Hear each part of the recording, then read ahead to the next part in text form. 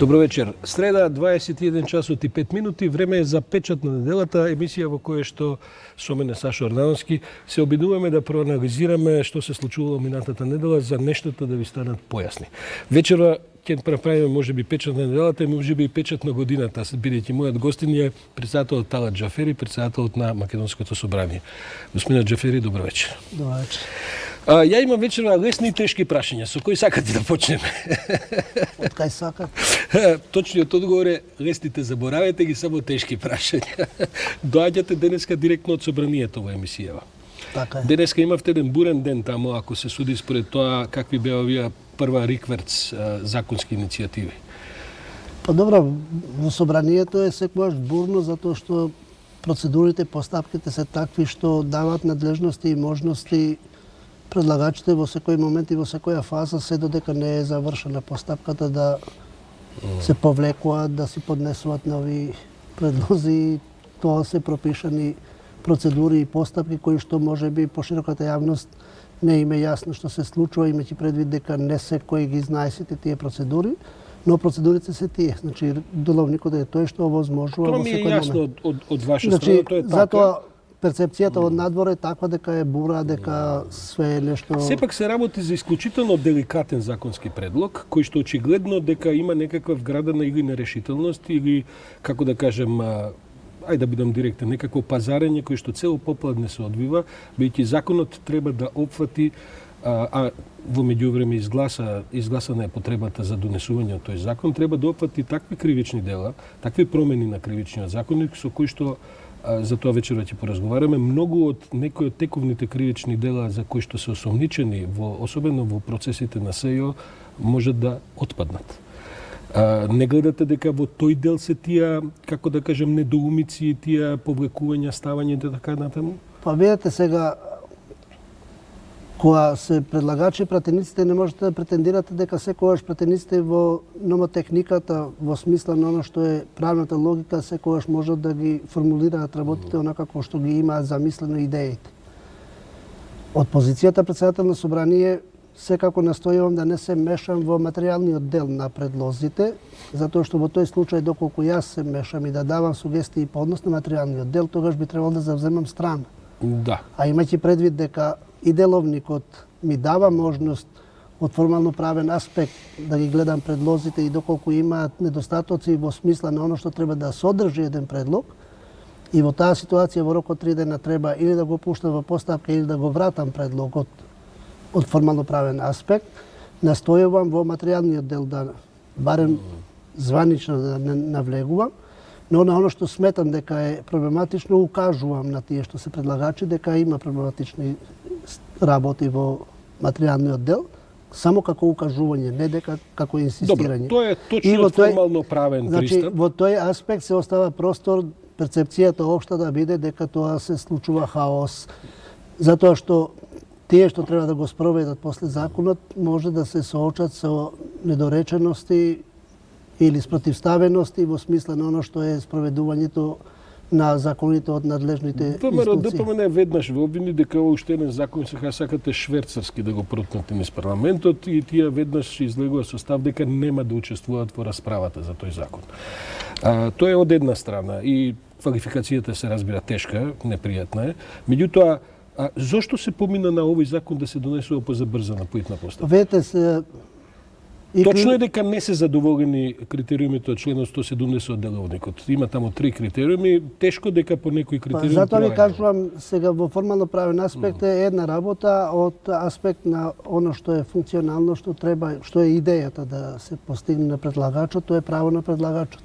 А тоа се пратеници или владата, или група граѓани. И во контекстот на правото на предлагање не може никој да го оспори правото на предлагање. Како ќе оди по која постапка? Затоа викам, тоа е препорака на предлагачот. Од аспект на процедурата, јас како председател на собрание немам друг избор освен тоа да го ставам пред пленумот. И одам со предлогот на предлагачите. И затоа пред усвојување на дневен ред одат точките кои што се по скратена постапка и се образлагат и не случајно се повикува предлагачот да го образложи и идејата и намерата што му е за во таква процедура да си помине законот и во контекстот на оно што е укажувањето, значи и на предлагачите и на тие што ќе земат збор, во крајна инстанца пленумот, односно мнозинството пратеници одлучува дали ќе го прифатат предлогот или не. И во тој контекст до председателот на собранието завршува значи надлежностите и нема друга инстанца. Господине Џафери, се знаеме практично од почетокот на вашата политичка кариера. Вие вечера овдека не седите само во својство на председател на собранието, кој што има една формална функција каде што мора да бидете на извесен начин сообраќаец на таа. Некојаш формата ја одлучува и содржината, затоа што но вечерва сакам да добијам одговори од политичарот Џафери. Вие сте сепак еден од највлијателните. За такви теми. Добро. Кажете ми, како поминувате низ оваа мачна една атмосфера која се одвива во последните 2 и повеќе месеци во Македонското собрание, каде што е целата јавност сведок на овие деликатни преговарања за амнестии, за проширување на амнестии, за овој да се уклучи, оној да се исклучи, едно пазарење кое што навистина остава горчлив впечаток во јавноста. Од една страна сите ја знаеме големата цел, влезот во НАТО и Европска Унија.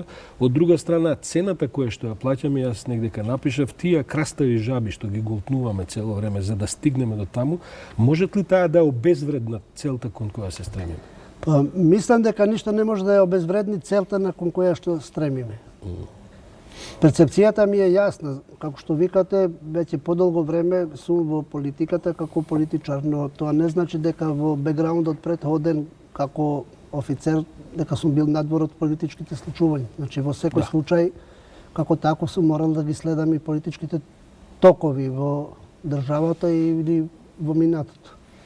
Така да искуствено не може да се поврзуваат работите на таков начин. Јас си разбирам перцепцијата општа која што се ствара во јавноста и кај граѓаните, затоа што не сите работи можат навремено да излезат до граѓаните. Во фаза на преговарање на нештото, односно на идејното предвидување на решенијата, секако никогаш и принципиелно за сите нешта што се случат, па и во политиката, не сите работи одпрва одат пред јавноста и со јавноста и во јавноста. Ова пазарење е прилично транспарентно. Не би рекол пазарење. Учествувате ли прво вие во тоа? Или се држите настрана? Ќе ви кажам сега. Прво, не сметам дека е тоа пазарење. Сметам дека е општа потреба во Република Македонија, после сите овие случувања во 3 децении самостојност на државата, да се има обид и да се постигне општо помирување. Општо едно поимање на соработката во друга двете страни се неравноправни председатели. Од едната страна имате желба за помирување, од другата страна седат луѓе кои се вмешани лично во незаконски работи. Многу нешта се мешани во многу нешта. Тоа е јасно. Затоа викам 3 децении. И ако се раководиме од процедурата и од постапката, дека овај го направил ова во некое си минато време, јас си го држам за право тоа да си го повторам, па уште во полоша варијанта, тоа само не води кон амбис. И мислам дека во денешно време, во оваа ситуација, кога сме пред една голема и стратешка, значи, одлука, сите треба да разбереме дека е време крајно, сите да седнеме и да размислиме за иднината. Да си оставиме минатото зад себе. Не во смисла да ја заборавиме, не смеме да ја заборавиме минатото, но да си воспоставиме нови постулати, нови односи во соработката и во комуникацијата. Тоа е несомнено. Јас се разбирам дека тука има сега работи кои што перцепцијата е дека една власт ќе се меша во друга, па трета ќе се меша во четврта и во тој контекст, значи целиот корпус на нештата мора да се гледа комплементарно по однос на надлежностите на сите власти. Неспорно е дека собранието може да носи закони. Тоа не може никој да го оспори, но законите и решенијата треба да бидат не бидат ад персонем, да не бидат за лична употреба. Затоа викам, но ќе ги засегате и личните потреби. Па да знам, ама знаете како, седи Али Ахмети и вели вака, сега тече. Не, сега Али Ахмети немојте да го ама чекайте, гледате, човекот излезе со изјава дека мора да се прошири амнестијата, дека вмешањето на некои институции го доведуваат процесот до прашање. Во секој случај решенијата треба да бидат такви што ќе можат да ги користат сите институции, но да не се засега надлежноста на ниедна институција. Дали се такви решенијата по ваше Па мислам дека се, иако не навлегов во материјалниот дел да си направам анализа, Затоа што во крајна инстанца остават можноста надлежните институции да одлучуваат по индивидуалните барања ако се однесува на закон за амнестијата. Така е, во случајот на овој новиот закон нема да имаат надлежните институции можност да одлучуваат. Имаат, затоа што по лично барање. Ќе им одземете 11 члена, 11 процеси. СЈО не е дојдено во прашање по однос на реформските процеси. Не говорам за реформските, говорам за овој закон што денеска требаше да помине. Да е и редовното обвинителство и судовите редовни да се во прашање. Законот за амнестија спрема логиката остава можност по лично барање кој смета дека подлежи на тие одредби на законот да се обрати до надлежната институција, а во надлежната институција како судство, кое што опфаќа обвинителство, суд, затоа што тоа не се две институции издвоени во судскиот систем. Тоа е комплементарен систем обвинителство и судство во сите вертикални поставености на судството како систем и тие сами да си определат кој зашто е надлежен да одлучува. Ајде да видиме каква ситуација вие сте ги ставиле за они сами да се определат. Судиката Кацарска вели, сега вие ме ставате, јас ќе ви кажам, ќе цитирам денешната изјава. Она вели вака, ме ставате во ситуација... коментирам изјавата незина. Ги читав изјавите, еве сега, ги читав изјавите. Не е таа логична изјава и незина и на председателот на судот. Ја не сакам да ги цитирам, ма така ми се чини дека собранието само си го турка проблемот на друга, Жешкиот Костен го префрла во судот. Законот е подготвен со сите правни консултации, со сите чинители правни како експерти во смисла на формулацијата и номотехниката на поставеноста на одредбите на законот. И не случајно е поставена можноста секој индивидуално да се обрати до надлежниот орган, за да тоа, после тоа. Тие консултации се важни што се правени пред тоа? Како не се важни? Зашто за овој закон денеска што се помина нема никакви консултации? Не, има консултации. Никакви, политички договор. Ја ви кажувам дека добро, ако ни кажете нешто ново, би било добро, инаку. Значи никој не дошол да го пише тоа во собранието како баш така не се чини. Баш така не се чини. Некој дошол да си го напише законот за себе. Јас ја разбирам перцепцијата да така ви се чини, но не е така ситуацијата.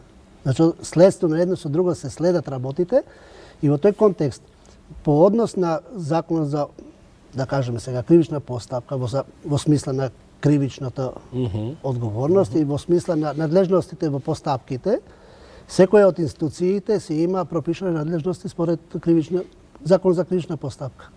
И во тој контекст институцијата сама си определува, тамо има не случајно има и судски совет. Ако нов закон, тој ќе биде обврзителен за другите институции, тие не ќе може да го толкуваат поинаку. Не може да го толкува затоа што тамо прецизно кажано. Затоа ви велам. Решава судот, ако е во постапка на судот, решава обвинителството, ако е во постапка на обвинителството, или повисоката инстанца по иерархија треба да се постапува. Би можело да се каже дека вие лично бевте една од барем формалните причини за настаните што се случува. Не, ја не сум бил причина. Сакам да кажам вашите избори и така натаму. Ја не сум причината. Сакам само да ви таа теорија веднаш во старт, таа теорија сакам да ја побивам. Сакам да ја побивам. Не влегува дел од луѓето и вас да Ама тоа сега може да му биде јустификација, оправдување некому. Добро. Но процедурите и прописот и законот и уставот се јасни. Значи, Талат Џафери не дошол тамо да биде кандидат за председател затоа што сакал да биде председател. И влегол тамо. Он и сакал. Полека сега. Формално правно е избран како председател. Сега, во сите калкулации на мнозинството, кое што направило мнозинство со одветна постапка и процедура за здобивање со мандат за да оформи мнозинство. Според прописите, кандидатура може да поднесе. Ги знаеме тие работи. Господин Џафери, не ми е идејата да се вратиме на не може да држи оправдувањето дека Талат Џафери е причината зашто се случи 27 насака го води в прашањето. 27 април се случи како последица на неподготвеност да се пренесе власта по мирен пат. Точно во право сте. Но дали вам лично, сега ве прашувам, бидејќи сте вие меѓу другото не само политичар, туку и пратеник во собранието. Пратеник сум прво, па сум станал председател, значи тоа не го порекувам. Се согласувам. Па не може поинаку да биде. Ако се случи да судиката Кацарска побара да биде земена од предметот, заради причини што таа мисли дека е ставена во недозволива ситуација во смисла на нејзината правна позиција. Тоа ќе значи почнување на процесот од повторно од почеток. Ја ви кажувам законот. Јас се прашувам и како политичар. Кои ќе бидат последиците од тоа председател? Јас го читам законот не за да влијаем врз материјалниот дел. Но законот е јасен кој што ги определува надлежностите во хиерархијата во судската власт. Па он е баш нејасен во оваа точка. Сега, Кој треба да решава? кој вика Баш е нејасен. дека му е Како нејасен? го толкувате вие? Не. Кажете ми вашето толкување. Треба ли судиката, судскиот совет или обвинителот Има да решава? хиерархија по законот за кривична А постапка. тоа е? Таа хиерархија е пропишана таму, нема јас да ја коментирам. Па ја го немам законот за извинете. кривична постапка. Тоа е сега тука. исто е како председателот на Врховниот суд да излезе да коментира, да каже председателот на собранието треба да постапи вака и вака и вака, што би значило Таа мешање во сензитивност ја разбирам. Така, и затоа во ред. не е моја надлежност јас да толкувам сега закон. Но вие мислите дека е јасен закон? Јас мислам дека е јасен, прецизен, дали се сега подготвени надлежните институции и носителите на функциите да си ја превземат одговорноста да го спроведат законот, тоа е више друга работа. Овој закон кој што денеска изгласавте потреба да биде донесен. Што мислите вие за тој закон? Прво, дали ќе помине законот? И дали има навистина потреба? Вас ве прашувам. Има потреба од законот и според конструкцијата и според процедурите ќе помине законот. Па што Мислам, е нема потребата спорно. од тој закон? Би сакали да ни објасните. Зошто треба да се интервенира во кривични дела конкретни, според кои конкретни пратеници се вмешани со прилично јасна перспектива кај ќе бидат судени? Предлагачот е тој што ја дава идејата и што ја дава образложение. Кој беше предлагачот? Пратениците беа Таму има предлагачи пратеник на ДУИ. Нека има пратеник на ДУИ, јас представувам собранието овде, не представувам ДУИ. Може да добиеме коментар барем за... Не, вака ви кажувам. Предлагачот ја има идејата. Добро. Предлагачот ја кажува Ќе се причината. чувствувате вие комотно ако помине овој закон? Барем така ве поставуваме Па на јас не- најопшто прашање. Јас не подлежам под одредбите на законот. Процедурата е тоа да се носи, потребата ја потврдило собранието. Ќе се чувствувате комотно ако помине Па закон? не, јас сум комотен да помине законот затоа што потребата си ја одредило собранието. Во и тоа е формално одлука. правна смисла, во Тоа е. политичка смисла да И во прашувам, ќе се политичка чувствувате и во комотно? политичка смисла затоа што политиката е таа. Ако се решило некои постапки и процедури да одат во контекстот на она што е општа потреба на општеството за помирување, за поголемите нешта да се решават, Вие мислите дека ова оригинален процес на помирување? Вие мислите дека навистина е нема сега- суштинско помирување вака како што се прави? па би требало да е суштинско. Би требало, дали Би е? требало. Мислам дека ги има постулатите и да стане суштинско. Не мислите дека во јавноста Мислам. токму спротивниот ефект го Па постигнува? добро, сега перцепцијата на јавноста јасна ми е. Ама таа јавност Јасна е ми таа е. која што е поважна Јас ја отколку почитувам. перцепцијата Јас на ја членовите почитувам. 120 на Јас ја парламент. почитувам, ама ние 120 членови на парламентот сме представници на таа јавна Се перцепција согласувам. и ние излегуваме пред нив и ќе се објасниме пред нив. Се обидувам И- да ве прашам дали нема да направите поголема штета од корист. Мислам дека не се прави поголема штета, без оглед што поединечни случаи може и да бидат и штетни. Сега не исклучувам и таа можност. Како го толкувате тогаш ова резко одбивање на опозицијата или на она што е останато од опозицијата се и ние точно не можеме да знаеме бидејќи ВМРО се видите распада се. на разни фракции, да воопшто се исклучи да не сака со индигнација да не ќе да учествува. Ја не сакам да тврдам Како ќе оди помирувањето Ја не така? сакам да тврдам дека Не опозицијата е распадната.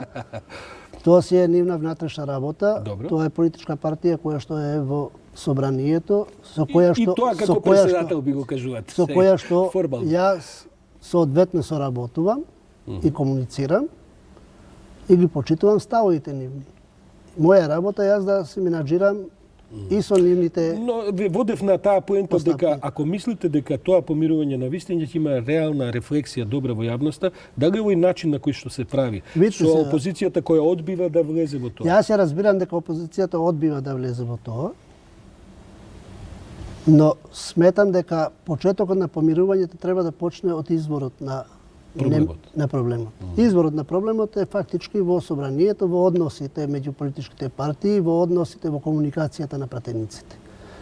И после 27 април пратениците се освестија во собранието дека си ги преминале сите можни Граници. граници и повише од секогаш чувствувале за потреба и чувствуваат за потреба дека треба таму прво да почне помирувањето. Тоа го гледате вие во разговорите, го гледам, во го гледам. седниците, Да, го гледам, да? затоа го кажам. Има искреност во тоа? Има. Без оглед сега индивидуалните ставови на некој. Затоа што во јавноста тоа повеќе Окей, како се. математика, како една Не, калкулација. сега некој се. може во контекст на нештата да го пресмета и да го смета како математика. Веројатно има и тоа. Јас и тоа го разбирам како перцепција.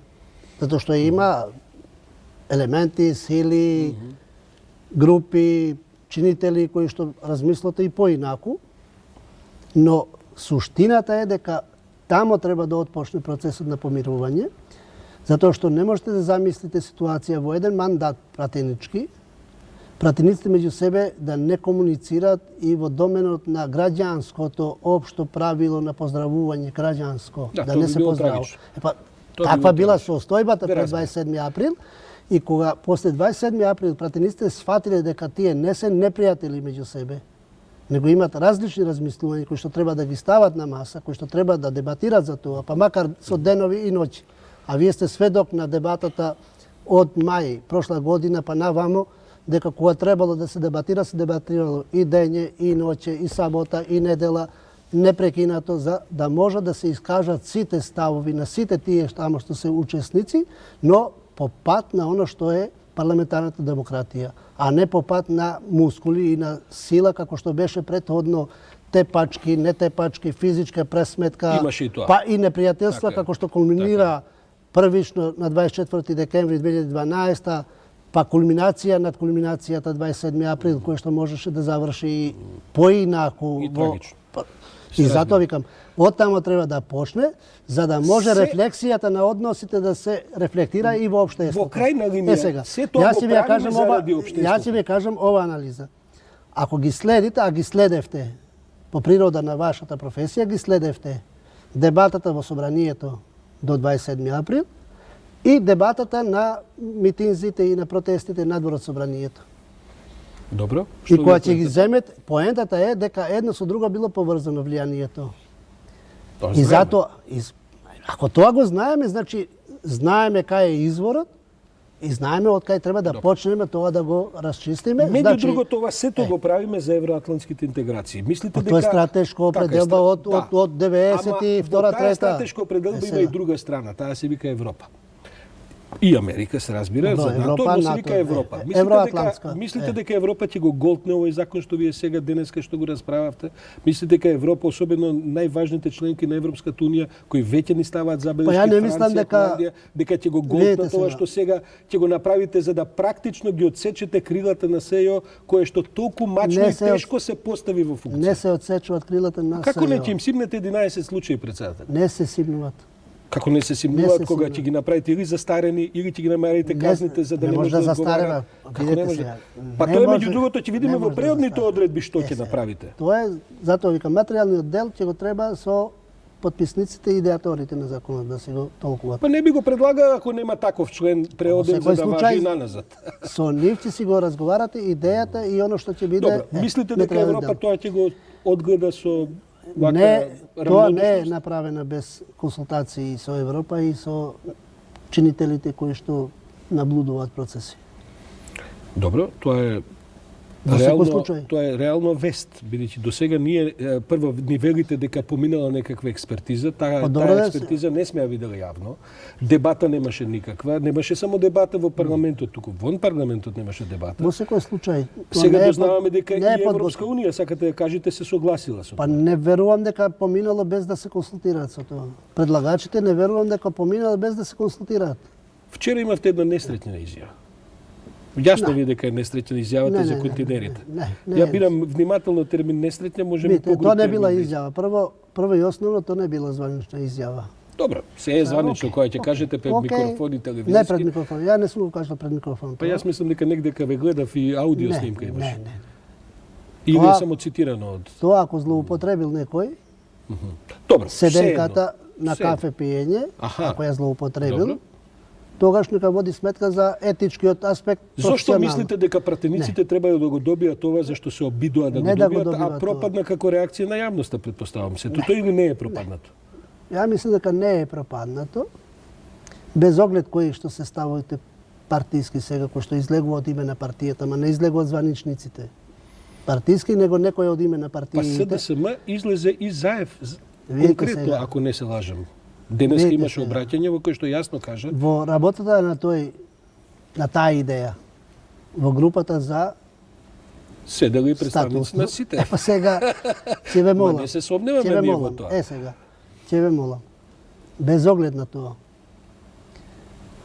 ако се раководиме со изјавите дека пратениците треба да водат сметка за државата, а не за себе и за партијата, тогаш соодветно државата треба да води сметка за пратениците. Па зарем не води? Полека се. Сашо, работава е не во конкретниот случај како пратеник во мандатот, него како определба, како имидж на државата. Кажете ми, дека е ова прашање на имидж, не имидж на државата, не на пратеникот, не на се гарантира враќање на претходното работно место или апанажа враќање од на една претходното година. место, па Со плата која што е иста. имате случаи кои што не може да се вратат затоа што имаш законски решение, на пример после вториот мандат више не важи чувањето на местото, значи има милион работи. Па председателот некој ризик треба да превземе. Абе, горете ризикот. Па ние сме другите сите на Превземете- пазар, како да ви кажам, превземете мене ризик. утре не знам што ќе ме пробуди на Превземе пазар. ризикот сега, Сашо. Добро, вие Ја сепак разбирам. мислите дека тоа е државно прашање кое Тоа е државно прашање затоа што поголемиот дел држави во светот, статусните нешта вредностни, како државни вредности, статусно, тој што решавал за државата, за државотворноста, за континуитетот, за суверенитетот. Пратеникот не е индивидуа, он е совран, дел од совранот. Он си представува совран. Јас ја разбирам перцепцијата од све да направиме, да не кажам сега, пак збор кој што ќе ни се злоупотреби. Гледате како Затоа председателе што- кога сакате Не. имате јасен политички Не, став. јас е политички став. Ова е кристално јасен политички став. На Вчерашното, претходните прашања не ви ми кажувам давате сега, кристално политички ставови. вчерашното Да. на кафе Муабет, Па на тоа било крај некоректно полека, било се, тоа, на тоа крај било на годината некоректно, така, да. си седнавме со новинарите, со медиумите, како пракса што сум ја воспоставил, што не постоела во Република Македонија претходно, на месечно ниво, редовно брифинг со новинарите, со медиумите, за оно што сработено претходно, што преостанало да се сработи и за оно што не следи во наредниот период. И во таа ситуација, во оф рекорд муабет, алегорично, Председателе, со новинари нема овде рекол. не. Ако има етика Да, професионална, би требало да има коректност, ако е ако таква има, ситуацијата ја ви како што кажам ја таква, опишувате, да. одете, прашајте дека е таква. Не е кажано изјава, па сум се излетал пред микрофон, како што сум сега пред јавноста, сум се излетал и тогаш, Добро, ама Никој- во суштина сте го кажале тоа. да, сега. го кажав алегорично. Добро. Ја не сакам да ги спомнувам конкретните случаи. Во мандатот 2008-2011 година имавме случај. Пратеник од СДСМ, Доста. опозиција, да излезе на говорница и да си стави кутија со црвен крст за помош, За прилози. за прилог, за екс-пратеник, не сакам да кажам од каде, оти не е хумано да го кажам, за да му се помогне за болно дете.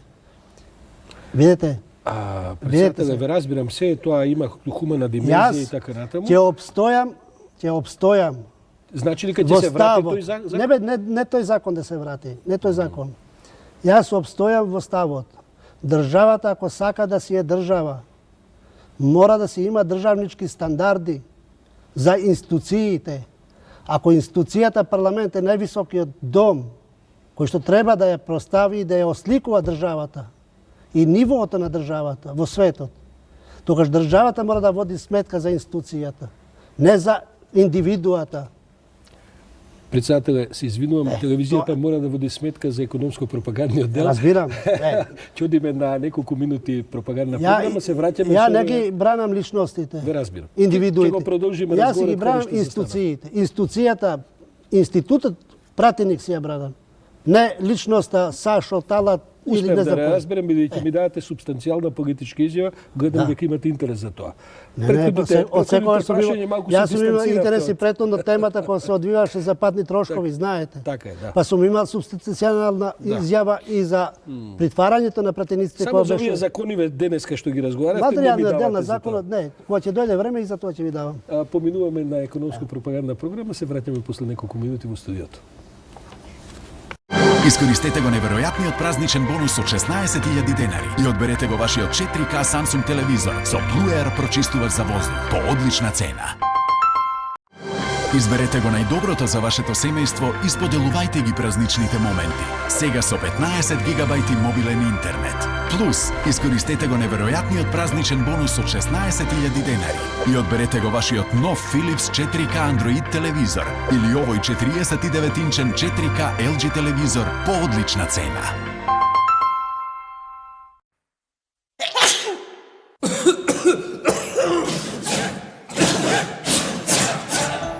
Кафетин Колд – ефикасна комбинација за облажување на симптомите на настинка и грип. Ги намалува болките, ја намалува телесната температура и секрацијата од носот и ја облажува кашлицата. Лекот содржи витамин С. Пред употреба внимателно да се прочита опатството. За индикациите, ризикот од употреба и за несеканите дејства на лекот, консултирајте се со вашиот лекар или со фармацевт. Најдоброто место во градот, ресторан Дион. Ја подготвува најдобрата новогодишна забава. 31.12. Звездите Лепа Лукич и Жаре Бербер за највесел дочек на 2019 година. 1.1. Втора новогодишна вечер со Боби Павловски.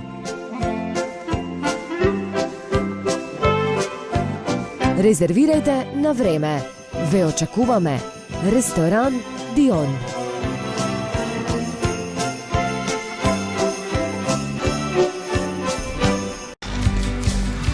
Сакам сите да се среќни. Сакам да згрижам уште едно куќе. Сакам сите да ме слушаат. Празниците се за исполнување на големи желби. Изберете 15 гигабајт интернет за секогаш, заедно со нов смартфон по супер цена. Honor 8X за 379 денари месечно или Honor 7S за 0 денари. Само со VIP Postpaid. Повеќе за вас. VIP. И овие празници, најдобрите цени на свежо месо се во Тинекс. Од 27 до 31 декември. Прасе 249 денари, плюс подарок пиво наше македонско литар и половина, закупено половина прасе. Свински бут 265 денари, плюс 50 поени. Свинска плешка 255 денари, плюс 50 поени. Свински кременадли 225 денари, плюс 50 поени. Свински ребра 229 денари, плюс 50 поени. Свински врат 209 денари, плюс 50 поени на вашата поен плюс картичка. Празниците се најубави со Тинекс.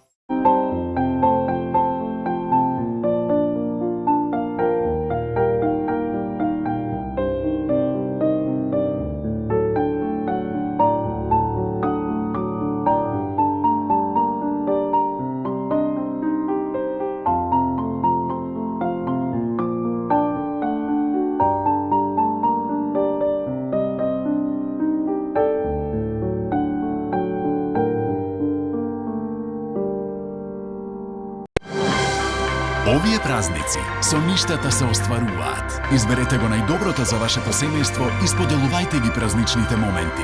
Сега со 15 гигабајти мобилен интернет.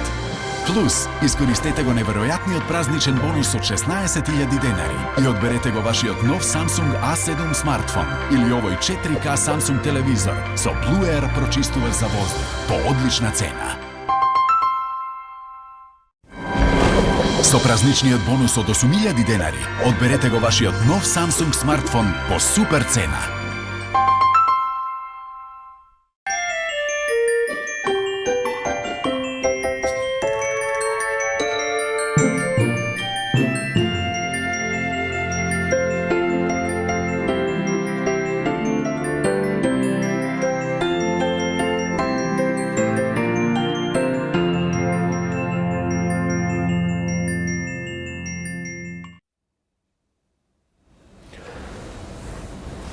Се враќаме назад во студиото. Талат Џафери, председател на Македонското собрание, наш гостин вечер во Печат на неделата.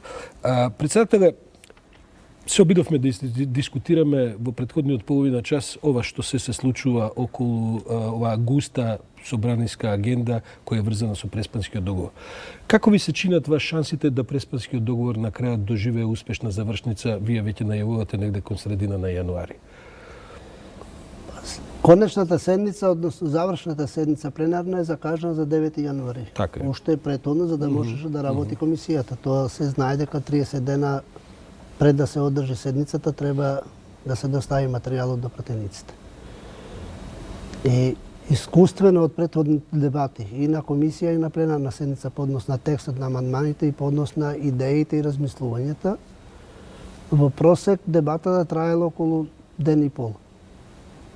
Сега бидејќи се откажува опозицијата, Нешто се откажува опозицијата. Значи, не сум се раководел од тоа, седницата била закажана уште порано. Значи, не била раководена од фактот што опозицијата пред 2 дена излезе и се изјасни дека нема да учествува во работата на пленарната седница. И тоа дава можност сега како елемент дека формално седницата може да се заврши на 9 или на 10, што значи може процесот да заврши и пред 15 април. Ќе биде успешно завршен процесот? Па јас сум оптимиста во животот, онако како што сум знае. Заев нешто алармира последниве 2-3 дена. Може би во секој случај сега притисок за законов што сега, за кој се расправавме претходно. И ја како оптимиста па сум предпазлив во смисла на оно што се проекциите и оно што е размислувањето во себе и надворот оно што е јавното искажано оптимизам. Затоа што секогаш мора да се смета на евентуални можни случувања кои што можат процесот да си го Смеам да ве прашам, што ако се случат такви случувања и на крај не успее целиот процес? Па видите сега, ја како председател на собрание не сум размислувал за алтернатива што ако не се случи тоа, затоа што сум убеден дека тоа ќе успее. Добро, тоа е политичка изјава. Сепак но, ме прашувам. Но што? Тоа е више работа на други инстанции кои што ќе треба да размислат да одлучуваат за судбината на државата. А одлуката спротивна на очекувањето да биде успешно, значи за окружувањето на уставните измени, е спротивна на интересите на државата и на граѓаните. Тоа е моја констатација. Ако успеам да сватам од, да кажем, тоналитетот со кој тоа ми го кажувате, вие не мислите дека тоа баш така просто потоа ќе се прелее ако не успее целиот процес на воредни избори парламентарни заедно со председателство? Воредни избори, има компликации, мислите? Воредни избори ништо не решават по однос на неуспехот на процесот. Ништо не решават. Само ќе искомплицираат. На Македонија не и требат избори во овој период. Без разлика како ќе заврши процесот? Не и требат избори, сега не викам без разлика. Затоа што сум убеден дека ова ќе помине. Добро. Ако помине успешно, вие мислите дека варијантата за воредни парламентарни избори не е... Тоа е самоубиство за Македонија. Тоа го мислите? Тоа го мислам, го кажувам. Тоа веќе се елаборира. Знаете зошто ви го кажувам? Сега вие ќе си спроведете уставните измени. Онако кој што очекуваме дека ќе бидете успешни. Со сите предпоставки на можни евентуални проблеми, затоа ние сме должни да водиме сметка оф рекорд и за евентуални работи кои што не би одело во прилог на ово што го кажувам. Изборите на никој не му придонесуваат ништо, освен можеби на партиите. Ако рачунаат, Што не е мал мотив. Знаете дека сте во таа работа. Голем мотив за тесно партиски работи е голем мотив. Да се раководи некој од пиарот, од рейтингот и да каже завршивме уставни измени, одиме на избори да си потврдиме. Но после уставните измени Република Македонија и институциите незини, парламент, влада, имаат клучни обврски во роковите по однос на оно што е определба на самитот на Европска Унија овај јуни, значи ова година, определено за рок до јуни наредна година, и по однос на клучните определби и обврски по однос на исполнување на оно што е покана од НАТО за членство во НАТО и во однос на оно што е процедура и процес за заокружување на процесот на ратификација на поканата во сите парламенти на 29 членки на НАТО. И основна концентрација на сите чинители политички треба да биде во тој правец. Ова ми го кажувате како државник, не како представник на ДУИ. Не како представник на ДУИ. Ви кажувам сега, ДУИ имало јасен став дека не се потребни избори. Ама не е прв пат ДУИ да поддржи воорени избори. Некојаш дури ги предлагаш. Сега кој ќе доведете пред свршен чин, па знаете како? Сега... Можеме да дојдеме повторно пред свршен чин. Ама тоа на кој ќе му придонесе? Што? Па да речеме дека на партиските интереси добро ги дефинирате. Ви кажувам, партиските интереси, да, може би, калкулациите се, ово е периодот да си добиеме уште 4 години мандат, тоа е да. Но што ќе добијат граѓаните, што ќе добијат државата? Сепак може да се компликации објективни. Гледайте, сега вие веќе рековте дека да речеме дека процесот се надеваме ќе заврши успешно вака како што го опишувате со можни ups and downs, малку подеми и падови и така натаму. Веќе најавивте дека негде 2-3 февруари ќе ги распишете председателските избори. Не дека најавив, тоа ми е обврска. Освен ако одбивам да спроведувам устав. Имаме и такви случаи, па и за тоа ќе поговориме. Освен ако одбивам да спроведувам устав. Што ќе се случи ако најголемата опозициона партија сепак реши да ги бойкотирате избори, бидејќи знаете дека проблемот на цензусот е сензитивен проблем. Не велам дека е ваш проблемот, ве прашувам политички што ќе се. Во смисла не е мој проблем и затоа не сакам да давам политички коментар по однос на тие ипотези. Ама ќе стане ваш проблем зашто ќе станете како да кажам формално ќе станете председател на Македонија од кој ќе истече мандатот. Ја ви кажувам друго. Јас сум должен според устав во соодветен рок 90 дена, последните 90 дена од мандатот на сегашниот председател на државата да распишем избори председателски. Кои што избори со друго решение треба да ги определам во кој период во тие 90 дена треба да се одржат, а тоа треба да се одржат во последните 60 дена од мандатот. За да се обезбеди континуитет на функцијата, односно да нема празнина на функцијата. Ги знаеме законските рокови. Тоа ви зборам. Политичкиот контекст ме интересува. Сега, јас си го кажав политичкиот контекст во смисла алегорично во друг медиум. Добро. Дека јас можам да станам председател на државата и без избори и без собрание. А тоа доколку се однесувам спротивно на уставот. Така е. По таа пракса, со полно право може да кажем, ако вие не сте спровели устав, соодветно и јас одлучувам затоа што политички ценам. Но прашањето на бойкотирање избори не е против уставот. Тоа е политичка одлука. Тоа е веќе друга работа. Тоа е веќе политика. Така е. Водени од искуството референдумското изјаснување, каде што било пропишано цензус 50%, така? Така е, висок цензус, така е. Плюс 1. Кој што цензус до некое време важело и за председателските избори. Памтиме. Па во некој си состав во кој што и јас сум бил како пратеник, ценејќи за интересите на државата и на граѓаните, тој цензус го спуштивме на 40%. Добро. Сега, да сум знаел тогаш дека тој што добива позиција врз база на тоа, нема да го испочитува мислите уставот, дека може да се злоупотреби? Па добро да сум знаел тогаш дека ќе дојде во ситуација... Ќе одеше и подолу цензусот? Не ќе го поддржав тој. Таа одлука да се спушти цензусот. Но и без тоа, искуствено, од референдумот септември, бојкот еден, бојкот други, може да доведе да нема цензус, иако е спуштен на 40%. Како што покажа референдумот дека дојдовме до 37%. Премиерот Заев во таа ситуација најави дека ќе се оди на отварање на уставот и разговор за менување на изборниот систем за за тие работи се пропишани надлежности. Премиерот Заев може да го изјави затоа што како влада и како председател на влада е еден од надлежните институции кој што може да отвори потребата. Мислите дека тоа ќе биде добар излез од ситуацијата? Нема тоа да промени политичката мисла, структура на системот? Се не сакам да ги ценам, меѓутоа во ова ситуација, во опусот на нештата што се случуваат и што ќе се случуваат во наредна година, не мислам дека е тоа најсоодветното решение за да се влезе уште еднаш паралелно. Дали е можниот лек за тоа консензуален кандидат?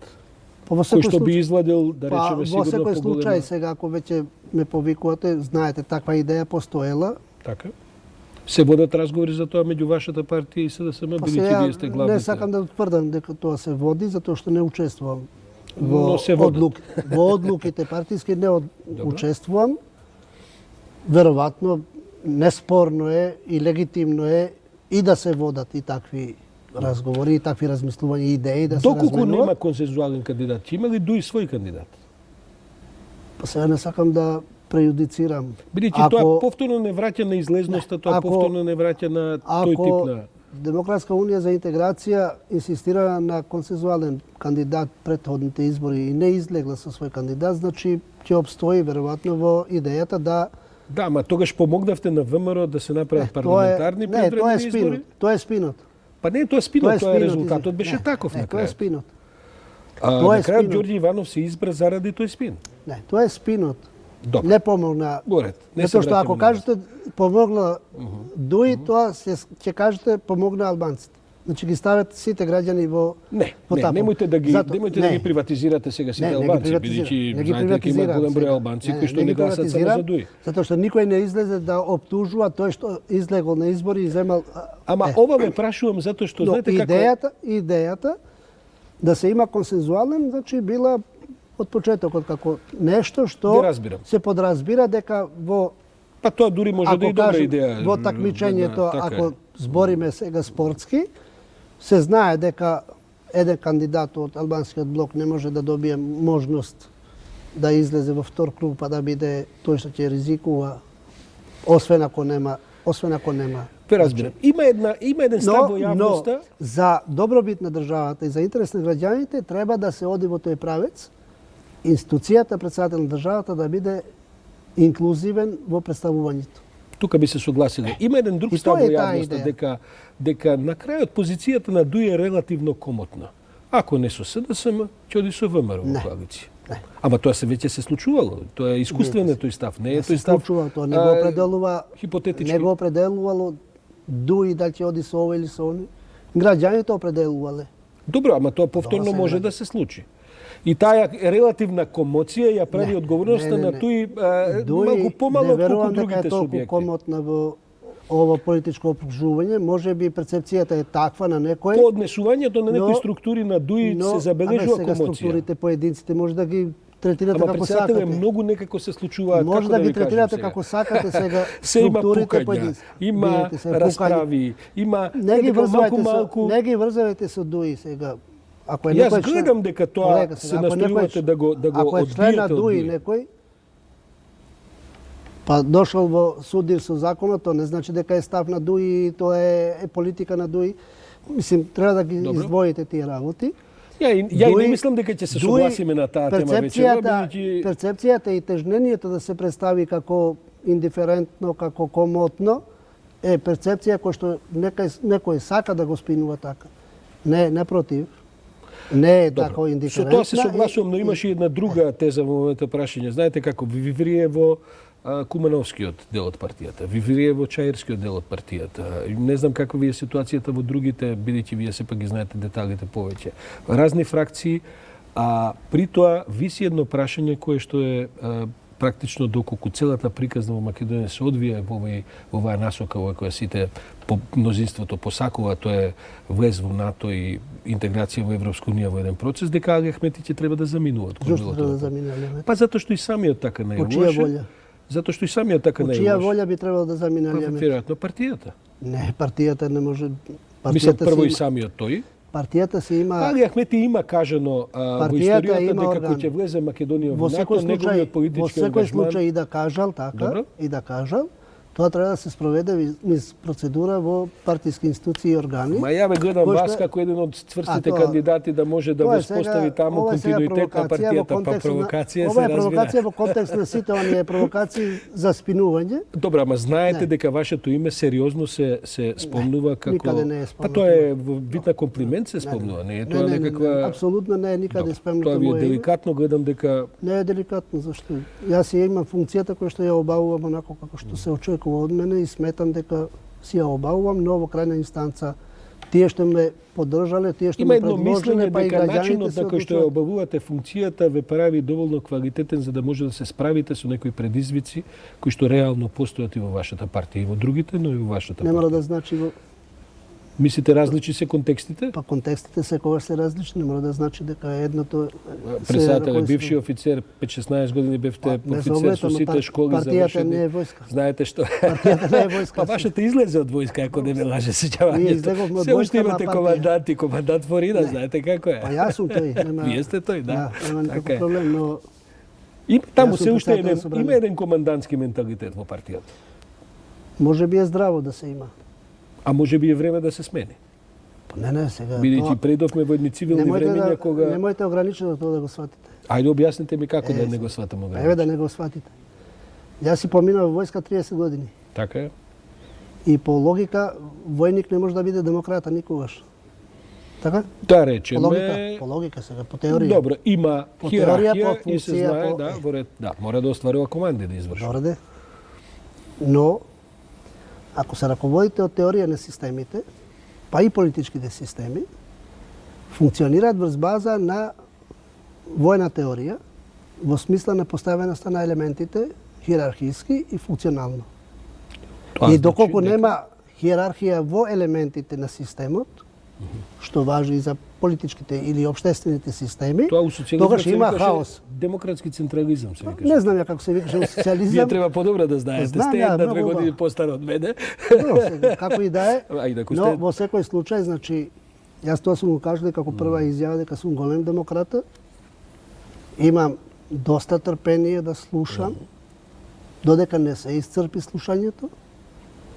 Ако ќе се исцрпи слушањето, тоа се претвара во одлука, а одлуката се базира на надлежноста, и тогаш Мора да одлуката се се спроведе. спроведе. Да се спроведе. Е, тогаш тоа се тие Како председател на собранието, вие сте дневен примател на безбедносниот брифинг кој го прават службите за безбедност во Македонија. Знам дека добивате плик кој што е затворен или како веќе тоа се прави, кој мора да го прочитате и така натаму. Какви се вашите сознанија за бегството на вашиот пратеник и колега Никола Груевски? Ја немам принадлежности да водам евиденција за тоа. Мислев нешто да не се појавило во безбедносните брифинзи. Не треба. Пак ме провоцирам, јас знам Не, дека ако, ќе ми одговарате. Ама се нема. работи за ваш колега. Се Ја не- слушнавте ли со Груевски? Се јави ли? Пред Се да слушав замине? на таа седница, дори бевме за Чашите со вода, да. Тогаш се слушавме, се преслушавме и завршивме. Имам уште едно прашање кое сакам да ви го поставам. Премиерот најавува дека е можно во некаква реконструкција на владата да едно од министерствата, тоа за секретаријат за спроведување Охридски договор, прерасне во Министерство за мултикултура и така натаму. Како ви звучи таа идеја? Па добро, тоа е надлежност на владата во смисла како Знаеме чија како надлежност. процедура. Те прашувам Сега, вас политички како ви звучи. Па мисля во контекстот на нешто не би било лошо. Не би било лошо организационо и инклузивно во смисла на тежината и на оно што е иднината. Значи, Би се сепак- согласиле тоа евентуално да не го води албанец етнички туку Не мора, некој друг? па поготово квалитетот ќе биде кога ќе го води не албанец. Ја од секој сум мислел дека и за Охридскиот договор ќе беше добро Видите дека се. не албанец да биде. Па видите сега, резервите од Подобро секогаш, ќе е. резервите од секогаш во времето беа како тоа албанец да води Министерство за одбрана, како тоа... Не, тоа го знаеме. Па добро, Да. затоа А во ова е тој, паралела како спротивно. собранието да го води албанец. Мислам дека ги оставивме им фали? тие приказни Па за добро, нас како и искуство. во тој контекст, неспорно е можноста да го води македонец или било кој друг не албанец во контекст на оно што е перцепцијата на надлежноста на институцијата. Јас сум албанец, председател на собрание. Па што? Ама Мислам. се раководам со процедурите, со Така е, кои што се законите пропишени и за сите. За сите сега кој и да е треба да се почитува таа процедура. Последно Затоа што прашање. тоа е државничка функција, не е лична функција и Се разбира. значи од име на партијата се добива, ама Разбирам, ама сепак, некако сме... значи ги представува граѓаните и представува државата. Значи ја не може да се однесувам поинаку Во смисло овој на тоа. момент сте во дилема дали да ги пуштите двата закони кои што стојат без подпис кај Не сум во председателот. дилема. Ќе ги пуштите? Не сум во дилема, ја никогаш во животот не сум во дилема. Дали е тоа добро да немате дилеми? Па Секојаш најдобро е да немаш дилема за одлуките. Затоа што тоа е одлука. Тоа може биде скап рецепт. А, И за тоа е- доносење ама- грешни одлуки. А одлуките кои се носат се пресметани сите параметри. Значи, од кога ќе завршат дилемите, носите одлука. Па нормално. За законите? Па немам дилема. Ќе ги пуштите во Па ќе ги пуштам, затоа што јас сум должен да водам сметка за големата слика и за оно што е напорите заеднички наши, албански, македонски и сите други граѓани по однос на оно што е интегративниот процес и не би сакал јас или албанците да бидат аргументот, еве, немале доблес да чекат месец дена или 2 месеци, па сега ни прават уште овој проблем. Сега водиме сметка и политички, и човечки, и институционално за чувството на секој граѓанин. И во тој контекст, значи, се раководиме со оно што е општото во одлучувањето, а не е само да кажам, сега јас ќе излезам пред албанците, се завршив ова работа и голема работа завршив, а уствари оно што е стратешки интерес и на албанците, а посебно на албанците, значи НАТО и Европска унија, да остане последица на едно делување, односно една моја погрешна одлука. Председателе, за крај да ве прашам, владата деновиве и начело со премиерот Заев раскажуваат една фантазија дека идната година ќе била економска година во Македонија. А гледаме дека ниеден политички процес не е завршен, тешки реформи не се ни започнати, ако се започнати се заглавени и така натаму. Мислите вие дека Македонија идната година ќе има шанса да се занимава малку и со реалниот сектор, со реални проблеми, или ќе останеме во овие политички води на разноразни, пак ќе кажем сега да не прераскажем. Не дали има шанси, него мора да се позабави со тоа, затоа што сметам дека јануари ќе биде месец кога поголемиот дел од, да кажеме, политичките нешта ќе биде завршено во контекстот глобален или пошироко регионално и ќе остави простор за економските токови и економските чинители и елементи во државата да се позабави. Затоа што реформскиот процес е отпочнат со денешната седница со пакетот на реформски закони кои што произлегуваат од оно што е и извештајот на ПРИБЕ, па и очекувањето на Европската комисија по однос на скринингот што се прави. Во петок имам друга седница во која што треба законот за медиумите да биде дискутиран понатаму и да биде донесен, затоа што е усогласен со сите оние разлики што ги имаше претходно. После долго време Добро да сега долго време, подобро долго отколку никогаш, и затоа сме во ситуација еве сега во предворие на наредна година. Еве да ја честитаме новата година со носењето и на тој закон за медиумите и со тоа фактички првата фаза на реформските пакети на законите да ја заокружиме во оваа година и по уставните измени од кај 20, 21, 22 јануари да имаме наредна седница во која што ќе биде втората фаза на гледање на овие закони, пошто се во редовна постапка. И со тоа фактички февруари, половината на февруари да не очекува со донесени реформски закони од сегментот правда и медиуми и да се позабавиме со делот на имплементација на реформските закони од безбедноста и администрацијата и со тоа до почетокот на скринингот, односно до јуни, или до извештајниот период март-април од Европската комисија, веќе да го имаме заокружено тој корпус на закони. Вака како што зборувате делува многу уверливо, а влегуваме во изборна година за кои се можни сите отворени компликации за кои разговаравме и убаво е овој затоа ако ќе се раководат од тесно партиски интереси партии, тогаш можно е така. Дека и тоа го изразговарав. Но во секој случај ја не се изненадувам затоа што искуствено од претходната година како што бевме пред изборна за локални избори, укажував дека највише тоа ќе и кошта на опозицијата таквото однесување во собранието, што конкретно ја платија цената, значи на локалните избори, им се потврдило тоа што укажував и затоа укажувам дека минато е време кога партиите тесно можат само партиски да размислуваат затоа што веќе и граѓаните ги насетуваат работиве дека не може така да се однесуваат. И затоа граѓаните уште на изборите 2017 година го премостија власта локална во други институции, односно во други субјекти. На оваа мудра нота ви се заблагодарувам за вечерашното гостување, ви пожелувам убава, успешна наредна година, особено вака како што ја проектирате, ќе биде добро за сите нас и да се оствари. Па видите, јас кога ги проектирам работите и работам да ги спроведувам онака како се проектирани. Затоа ви кажувам, сите работи ги вржам на времено за кога ќе донесам одлуката да биде заснована на брз база на оно што е минато минат труд или минато време. Повторно ќе се видиме и во ова студио се Секако. надевам за да преиспитаме некои Секако, ти со задоволство. А вам, почитувани гледачи, ви благодарам што бевте со нас и со претседателот Талат Џафери и ви препорачам да останете и понатаму, бидејќи следува една пократка нешто дебата која води мојот колега Борен Јовановски со судиката на Европскиот суд за човекови права Миријана Лазаревска Трајковска, кое што следува веднаш после кратката пауза за реклами. Благодарам за печатот на неделата. Останете со 1 ТВ.